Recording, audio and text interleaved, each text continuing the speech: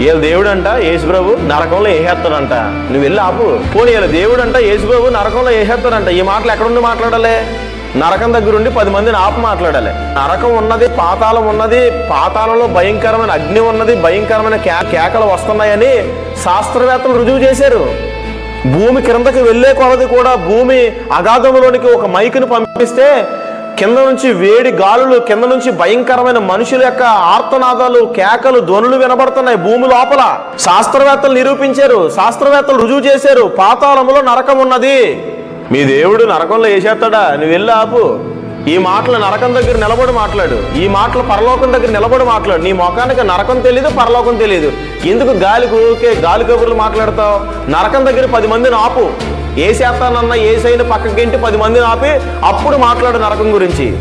పంపిస్తానన్న పరలోకానికి వెళుతున్న 10 మందిని అడ్డగించి అప్పుడు మాట్లాడు పరలోకం గురించి. పరలోకం అడ్రస్ తెలీదు, నరకం అడ్రస్ తెలీదు.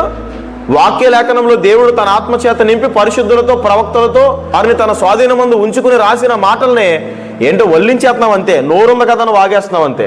అదే మనం